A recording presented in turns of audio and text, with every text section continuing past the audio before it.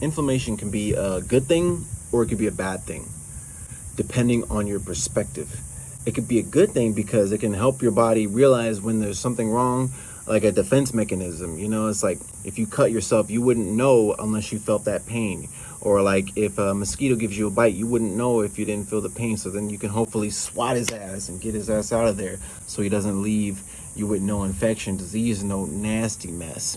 But at the same time, the bad side of inflammation is not just the pain, but the fact that what it's doing to your body.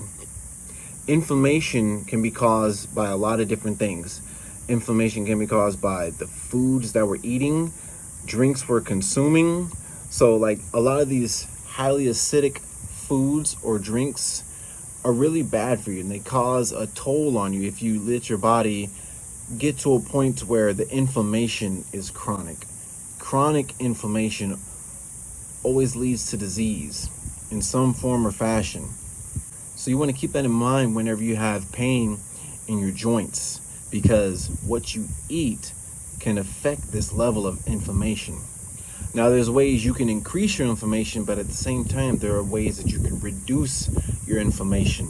Some things to stay away from when you have inflammation is going to be really sugary drinks. All the sugar inside those beverages, when they're at a concentrated form, they do damage to your body because it puts your body in an acidic state. The same thing with all the things that cause inflammation. Acid is bad when it comes to food.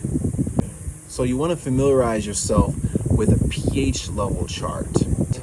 The pH level chart is going to help you give you a rough, vague reference of foods that may be acidic or have more alkaline, basically have a lower pH or a higher pH. Because the higher your pH, your better chance of reducing your inflammation. But if you're always consuming foods that are low on the pH, you're only going to increase your inflammation.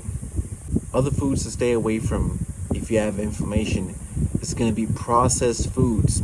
A lot of these processed foods have byproducts in them. They have how many ingredients and chemicals in them that you can't pronounce. And if you take one of those chemicals that you can't pronounce and look it up and find out how it's made and how they produce it and what they feel like it does, it makes you kind of second guess all the things that you're putting in yourself. So we've already said sugary drinks and processed foods. You got to think about the fast food market. A lot of those things have those chemicals and the preservatives in them as well. A lot of the food is ready to be served in seconds. So think about it. If your food is ready to serve in seconds, there's not much prep time going into that, not much love going into it. There's no good energy in there. All the energy is out because it was cooked before and then had to get frozen and processed so we can make it to you. So when they heat it up, it's served in 5 minutes. To sum it all up without getting too complicated or too specific, the sugary, processed, fast food, condensed this and artificial that, byproducts, you want to stay away from the foods that have complex ingredients, high sugar. Stay away from alcohol, especially if you want to reduce your inflammation, because these things will only increase your inflammation.